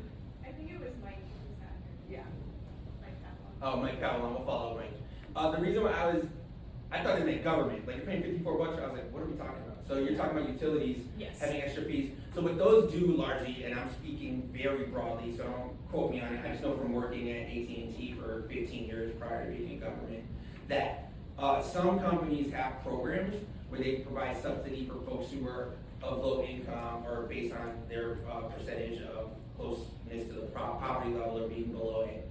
So in order for those funds to then, that service to be paid for and be subsidized, that is part of what is then being charged on some of the others to make up for that level. That is a large, broad understanding. We have to look more detail as to the program each utility is doing to be able to speak more to it. So the next question that we have are, why are property taxes skyrocketing? Sure. Can I get water real quick? Yeah. Sorry, it's right over there. This isn't my Mark Rubio, so. Now I can't even grab the drink, whatever. All right, so why are the property taxes so high and what? Just that. Yeah, why are the taxes so damn high? Fair. Kind of the answer we had for the long question, but we'll continue down this road. You gotta pay for services. Your roads, your potholes, all of government incurs a cost. That cost increases year over year because the cost of products increase year over year, because the cost of labor increases year over year. So there's a cost that keeps going up, and that is why it's not a profit margin, right? Government doesn't sell products that then makes money to pay for this stuff. It is a tax dollar that covers it. It is the inability to be responsible in setting up the way you pay for things that leads to the problem. So when you have mayors of cities saying, we're not gonna do any property taxes at all, again, you're delaying the inevitable. The other challenge, however, is the lack of density. So what will happen is a municipality, a level of government, will set what's called a levy, an overall tax for the whole body. Whole city's gotta pay this amount. How you divide it amongst everybody gets determined by the assessor, right? They look at your property, they make a decision based on the value of the properties, the the value of the block and kind of make an assessment. Then, thank you, Cat Sharp, for teaching me, putting me on the game. Then they do that. Then those folks that tend to have more means and are the commercial real estate or the large corporations that own the properties, then they go to appeal to the board of review. Those folks are mostly in the pocket of the same folks asking for the appeal. So guess what they did? The appeal. And then what happens is they get paid, they have to pay less in taxes, but the levy is still the same. So guess who makes up for the gap when they pay less? We're subsidized. All of y'all. That's right. So because that is the way it plays out, that then becomes a challenge. So those two things are a problem. But the other thing is, I love you, I love all y'all. Every neighbor that doesn't want any extra units on their block. If you have one piece of the pie, everyone's gotta like get a piece of the pie, you're not taking, you're giving, right? But you gotta pay the bill and you're splitting it with people. You probably want more people to split that bill with, because that means each of you pay less. When you don't have that, and you don't have the density and the amount of people that then can take that cost on, you're still paying the bill, it's just less people paying it. So when you're trying to add more units, it's because then more people absorb what that property tax would be in an area. So when people are like, wow, what about these renters, they're not invested. Renters pay property taxes, because they pay the people who own the property, who then pay the taxes with the funds they get from the renters. The more renters you have, the more you can actually divide that. So whenever we're trying to do something that's more than 2 floors somewhere, and everyone wants to fight against every single unit, you're gonna pay more in taxes because there's less people to split it amongst. Find different funding sources. Wait, no, wait. If that What are were different true- funding sources? If that were true, New York Figure it would out. have very cheap taxes. New York has a problem of its own because they try to do I won't go into rent control policy, but the fact they have a $12 billion deficit they've got to figure out tells you nobody's doing it better. We need more density, they need more density. They need more affordability, we need more affordability. Here's the question, who else is gonna pay? The density is not the solution, it's creating a bigger problem. Where? You're destroying the neighborhood, not you, the city, destroying the neighborhoods. Taking out single-family homes, putting in this huge condo complex, no parking. Then when the neighbors complain about parking, the city follows that up with zoning it. So you Sure. can't find parking anywhere then. To be fair, we tend to do more apartments than condos. So when you see the big buildings, rentals, first. So, It doesn't matter whether it's a condo or. It or an actually apartment. does, which It's is why just- we're answering the it's question. just creating such a density issue, and it's not creating affordable housing. For example, how is an $800,000 condo affordable to anybody? correct, that's why we do rentals. Again, why we usually for the development ask for $3,000 rentals. a month. Correct. It's ridiculous. The reason- We're Yeah. getting priced out Do of you guys, the sorry, neighborhoods. thanks for this. Do you want me to answer the question? Happy to do it. Can I? Yeah, Sure? yeah. Okay. So, anybody here, Economy 101? Anyone at all? Probably most people do, right? If you have a limited supply of product, you got 3 loaves of bread, and you got 20 people, how much do you think you can sell a loaf of bread for? You think it's $5?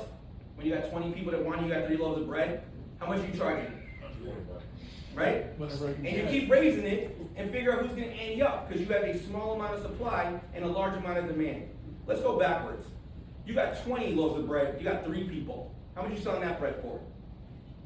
You doing $100 again? You're going broke. You're lowering the cost because you're trying to make sure you get rid of those 20 loaves from the smaller amount of people. That's just math. That's economy. You want affordability in your rentals, you create more of them, so that way they have to compete and lower the prices so more people can get them. If you don't increase density at all and you have the same amount of units, you still have more people looking for places to live, except the people that own the units get to sit there and raise it as much as they need to, because where else are you gonna go? So no, the problem is not density. The problem is the fact that we have a lack of units. So that means they get jacked up higher on the price and somebody's gotta pay for it. As far as it relating to like destroying the neighborhood, how many of y'all after you moved out of your parents bought a condo? Yeah, I thought so. How many of y'all after you moved out of your parents' crib, you bought a house? Any $1 million homeowner as soon as you left your parents' house?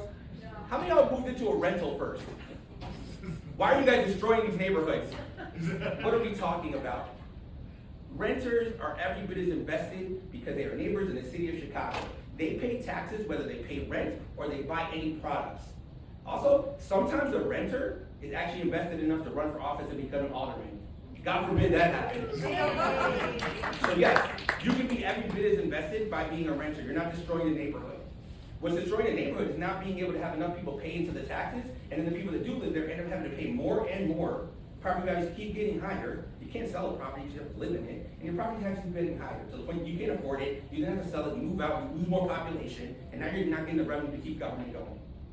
That wasn't the economy 101 part, that was like 200 something, whatever, I'm just freestyling. Next question? Or it has to be citywide. So the next question It has to be we have. citywide, which means people have to say yes, citywide. So the next question we have, we are very concerned about the tent situation in Rona Park. Wondering what is being done to remove and relocate the individuals already there, and what will be done to discover and prevent future encampments. Yes. Scourge. Totally. My bad. No, I feel like I'm already on my high horse, I'm trying to calm down, but then you got questions like this. So, you know who has an even bigger problem with homelessness in parks and tent encampments? The people living in the tents in the parks. Trust me, they're not choosing that as a number one option, right? They've got a problem, not a problem, they have challenges, whether it's mental health disorders, substance use disorder, they can't pay the bills because the rent isn't getting any cheaper, right? So it's not like they're choosing the parks. It's not like the weather's great, let's go get a tent out. So I just want to level set that because of the framing of the question, right? That was the intention of the question. Totally, but just for people who may have a different interpretation of it, I like to lay it clear, especially given some of the questions.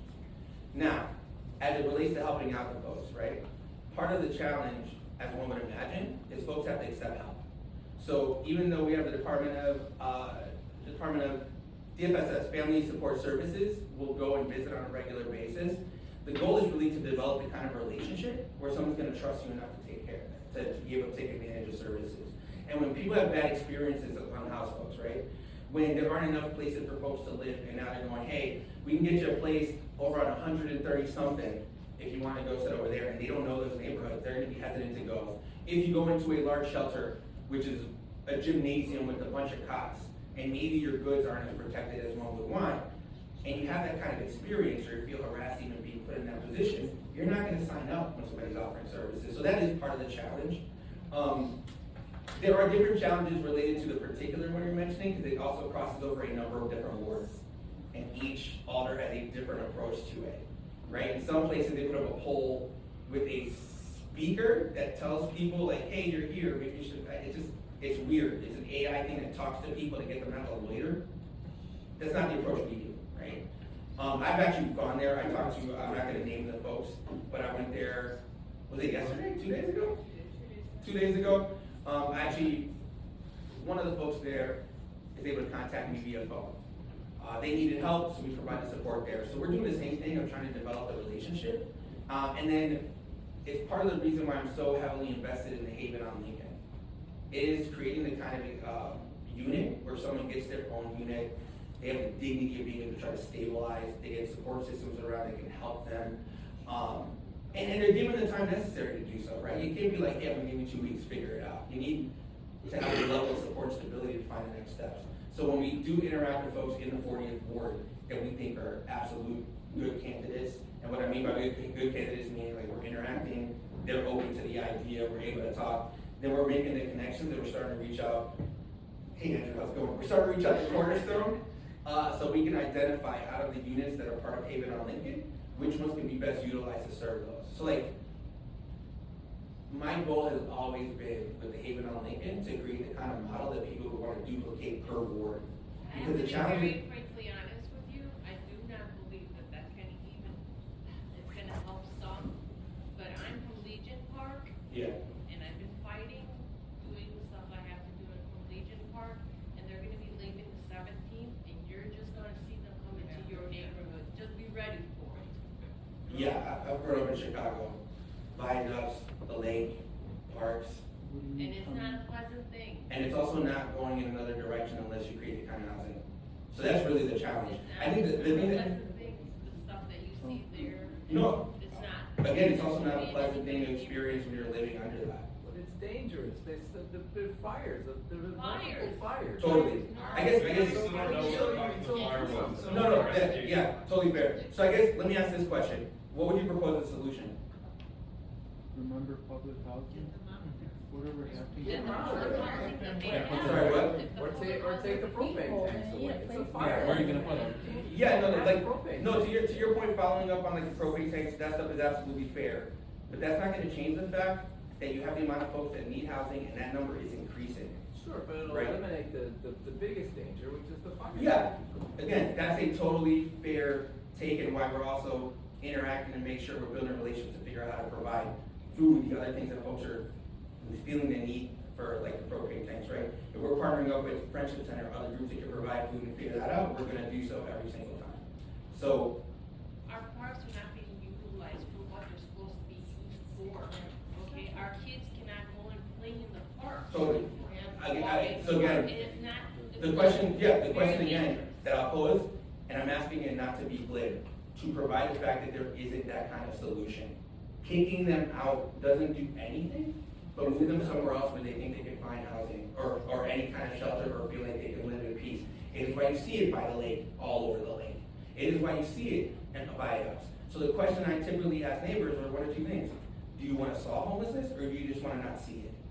All right, but for us, that we're paying taxes and a lot of taxes, these people are putting up tents in our parks, taking our parks away, yet we should take care of them, I understand.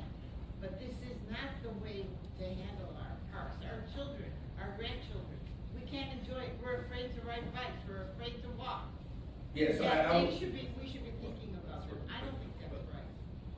And then you see not dog waste, you see human waste all over the park. You have to dodge all over the park when you're walking. Sure. So here's what I would say to those answers, because I think those are valid concerns. I want to make sure that they're being heard.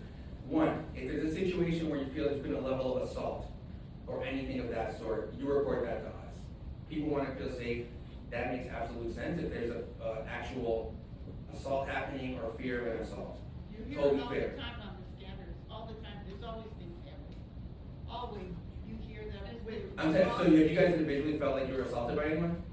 There always has been. I'm saying, have you Yes. individually? Have you guys reported it? Yes, I've reported it. Who did you I've called report the it to? police. I've called the police, I've reported it, I wrote emails, I've done all the. Okay. Has it been in the ward? Have you reported to us? I believe so, I have. Okay, feel free to forward it to me. Also take my number now. You got your phone? Yeah. Sure, I'll give it to you right now. Again, you can shoot a text message at any time of the day. You feel like it's an assault or that kind of situation, I'm more than happy to go myself if necessary, if I'm available on the board. Sometimes I'm in city council, as you guys can tell. Take my number now, let me know when you're ready.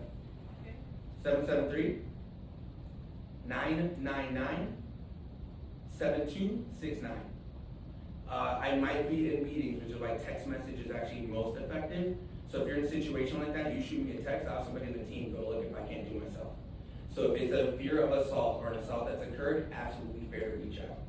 If it's related to fecal matter located, also reach out, we'll talk to parks about cleaning it up. But if you're asking me, am I gonna kick people out just to go somewhere else when they don't have a place to live? I'm not the heart for that, or lack of heart, I should be more clear. But again, it is absolutely fair in instances where you feel like there's a public safety issue, absolutely report that. 100%, we're gonna be serious about those. If it's about maintaining cleanliness, absolutely we'll follow up on that. It is why we push so damn hard to get a shelter in the ward, to be able to provide some level of solution so people have a place to go. Because again, I also remind people, and I know this isn't the best answer, but it's true, they are also members of the public. The park does belong to them as well. So it is everybody's park, which means you're right, there needs to be some level of balance and understanding, but when somebody can't figure out where to live, that is a real thing. And again, if you guys have other solutions that actually provide solutions, and isn't just shuffling people off somewhere else, I'm always here to listen. Next question. So the next question we have is, with the creation of Elise Mallory Plaza, where will the metered parking spots that are there on Catalpa be placed in the ward? So usually, and I gotta double check, so don't quote me on it, every time you move the parking meters, if you move them, you don't get charged for them. So largely what I look at is Western. Western is a street that actually could take a lot of that. You've got a lot of the auto businesses that isn't really residential taking up those parking spots. Those tend to be more business than not. So in instances in the past where we had to move the parking meters, that is where we take them to. That feels like anticlimactic after all the questions. Sorry. What, maybe this will do it for you. What efforts are being done to address or deter catalytic converter theft? Oh yeah, I'm gonna solve that one for you guys. Yeah, let's do that. I've got mine stolen 3 times. Y'all know what it sounds like. You drive, it sounds like a lawnmower, and you're like, what the heck happened, right? It's challenging for a number of reasons, right? I learned this from working with the 24th district, Sergeant there, Sisk at the time kind of walked me through it, right? It is a quick thing to get done. You have a sawzall, you got a skateboard or something, slide under it, zip, zip, take it, run. It is a hard thing to catch, right? And also, don't try to stop them. There have been enough instances where some folks might have weapons on them that you don't want to think that you're stuck. It ain't worth it. It ain't worth it. I know it sucks, it ain't worth it. The challenge is that it's a profit model. So they're gonna be able to sell that somewhere, and someone's gonna pay them for it. So if you try to track it to like different shops, that becomes challenging. You get folks that add serial numbers onto their catalytic converters. At some level, I mean, I've always thought, and call me crazy, and I'm sure it's hell ain't gonna happen under Trump, but the federal government should just mandate how people are building vehicles. Hey, how about we don't leave that thing hanging on the box, you just rip it off, right? But it doesn't hurt their model, because they're like, hell, we can just pump out more catalytic converters. We're making ancillary money if somebody's taking it. So I think when you're looking at how to address it, I would look at it from the root cause of that and go, how are you manufacturing your vehicles? If you're gonna do it this way, I'm gonna tax you just so I can have some Cadillac money, or catalytic converter money. We ain't getting no Cadillac here. Catalytic converter money for people that lose theirs, or build your vehicles different, right? So I think that's how you would actually address it. Everything else becomes more challenging. I do think that when neighbors have block clubs, they're able to communicate. You've got group texts, you've got ring cameras. Those are all helpful for investigation after an incident occurs. But again, don't try to stop it yourself. We want to keep you out here, okay? Not here, I know people are going home. All right, that's the last question. Happy to talk to folks after. Would you repeat your phone number again? Hey!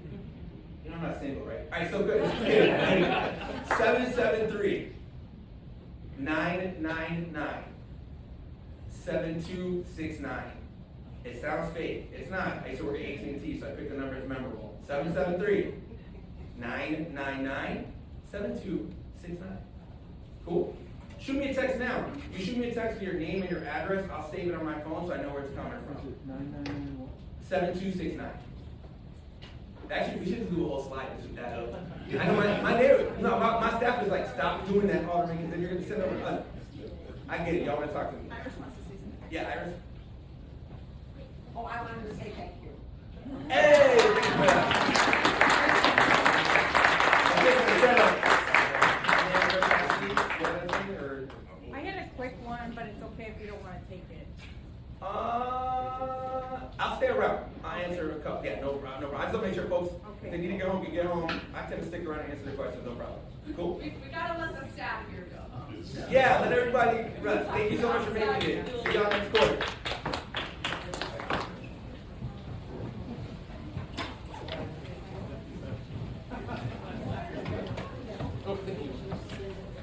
You had another one?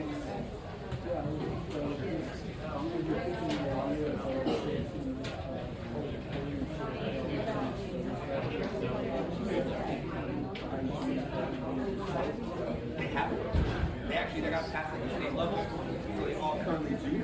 And I think they investigated, but sometimes if they got fake IDs, they're not able to trace it back. Or prove that they stole it. So yeah, they already have it. They all have registries at the yeah, thank you. Sorry, I thought you were Cassie. I kept saying Cassie because you look like my Cassie from What did you have? Sorry? So I've been seeing signs of the Metro about funding and they might have to cut all the Yeah. So Metro is more state level, but what got created is the Northern Illinois Transit Authority, so that's like ties in PACE, Metro, and CTA. That board's going to start September 1st of this year. And so they've already got some funding for all of it, but they're the governing body over all of it. So if you ever have any questions for that, you can send it to our office, we'll escalate to them if they can.